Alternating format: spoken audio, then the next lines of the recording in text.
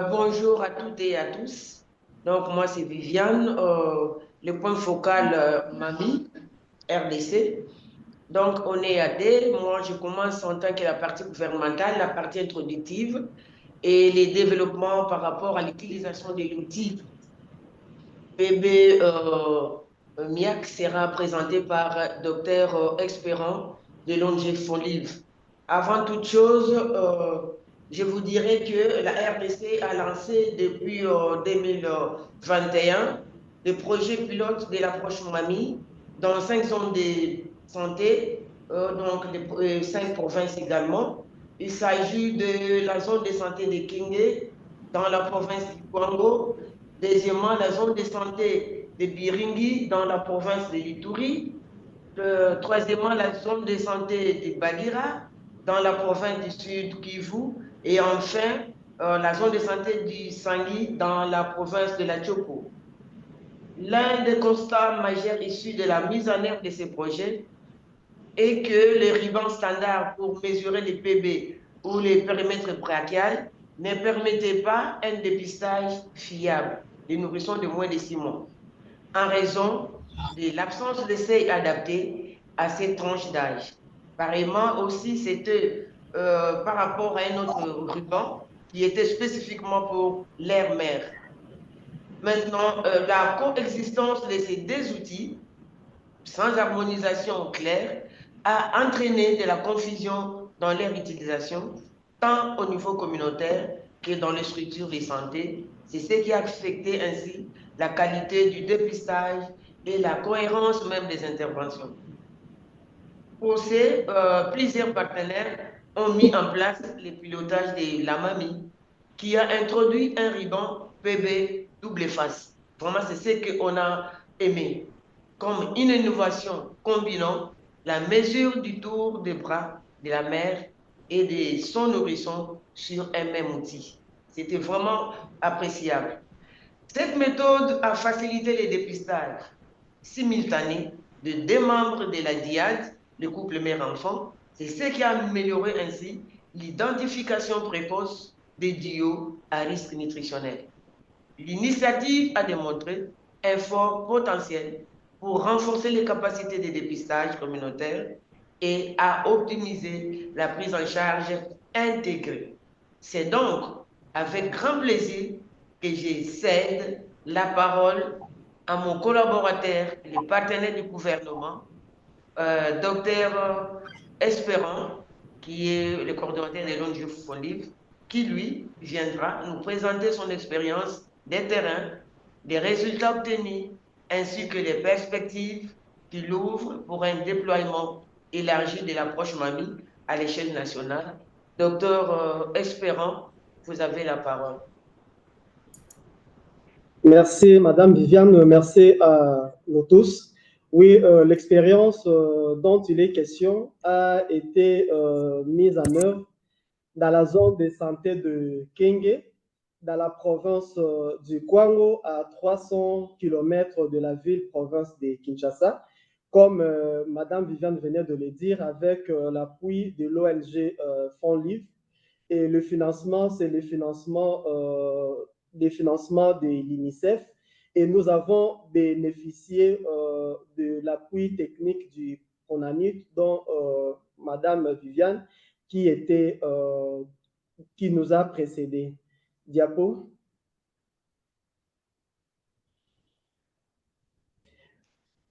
Voilà, merci. Comme je le disais tantôt, le parcours de la mise en œuvre a été mené par le concours du PRONANIT du niveau national et du PRONANIT du niveau provincial, ainsi que le membre de l'équipe cadre de la zone de santé de Kenge, Diapo. Au départ, il était question de former le prestataire de soins de santé sur la prise de mesures anthropométriques à l'aide du ruban MIAC double face. Diapo. Diapositive. Merci.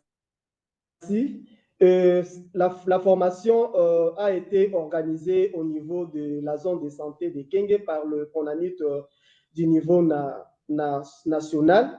Et à la fin de cette formation, les structures ont été dotées de ribans MIAC.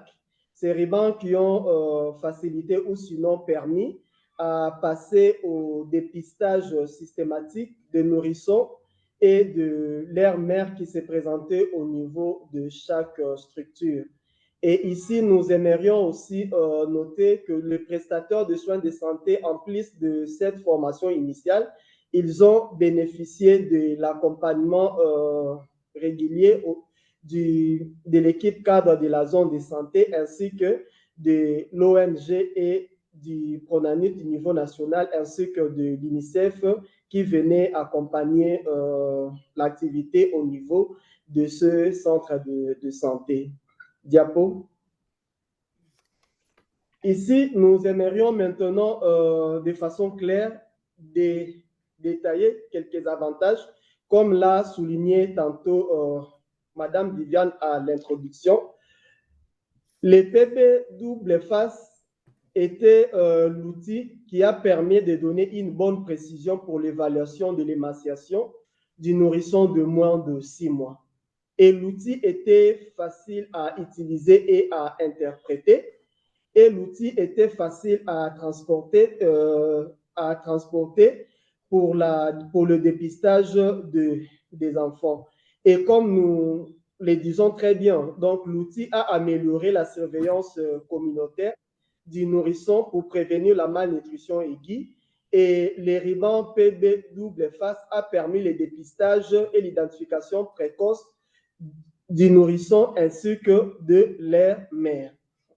De façon complémentaire, nous pouvons nous pouvons dire qu'un seul ruban à double face a permis de mesurer et la mère et les nourrissons. Et au-delà de prise de PB, il était question aussi d'approfondir, de faire la recherche de signes de danger qui nous permettait enfin de catégoriser les couples mère-enfant. Et c'était aussi une opportunité de rechercher les autres facteurs psychosociaux de la mère ainsi que du nourrisson. Diapositive.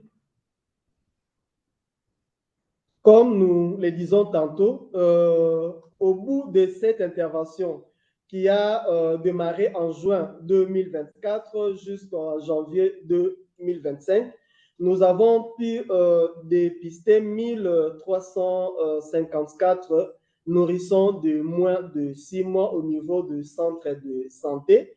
Et parmi eux, il y a eu 138 nourrissons de moins de 6 mois dépistés à risque confondu.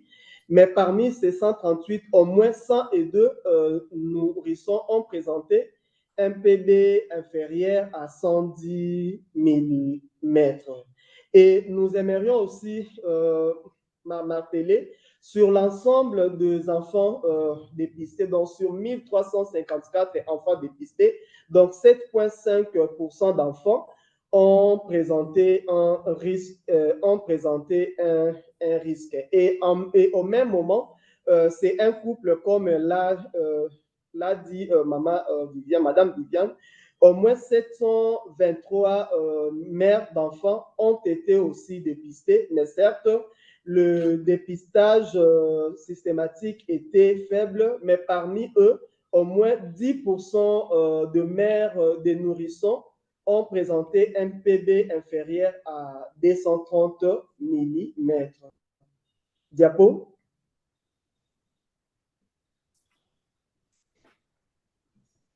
Tout au long de la mise en œuvre, nous avons certes connu quelques défis que nous énumérons et pour lesquels nous avons proposé quelques adaptations pour améliorer dans le futur. Et les défis énormes, c'est par rapport à l'alertir et l'interprétation de la couleur.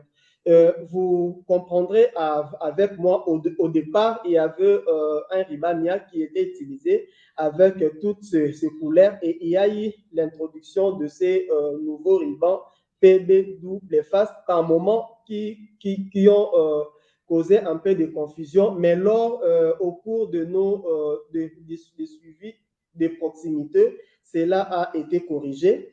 Et l'autre catégorie de défis que nous pouvons énumérer ici, c'est le défi lié à l'utilisation. Et ici, nous martelons sur la décoloration rapide du ruban MIAC.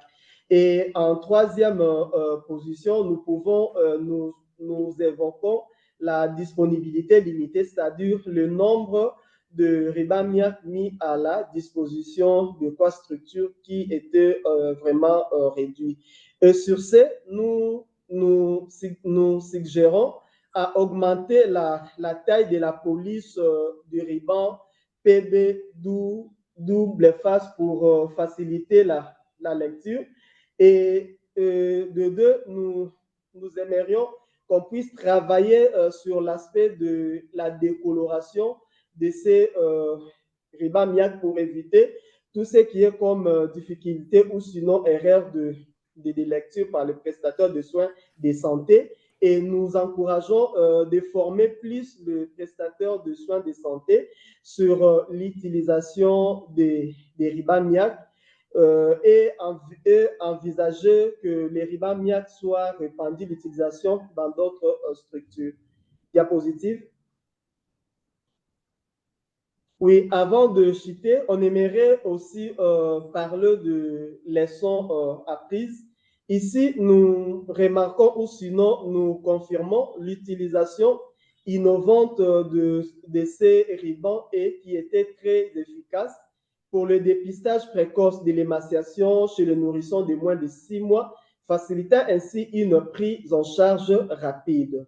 Et l'intégration était facile et réussie dans le service de soins de santé et l'acceptabilité élevée de l'outil par le prestataire de santé et la communauté. Les suivis réguliers de l'approche et l'apprentissage entre pairs essentiels pour maintenir la qualité et l'utilisation de diffuser les bonnes pratiques. C'est en ces termes que la RDC a voulu présenter son expérience sur l'utilisation du ruban PB double face. Nous vous remercions.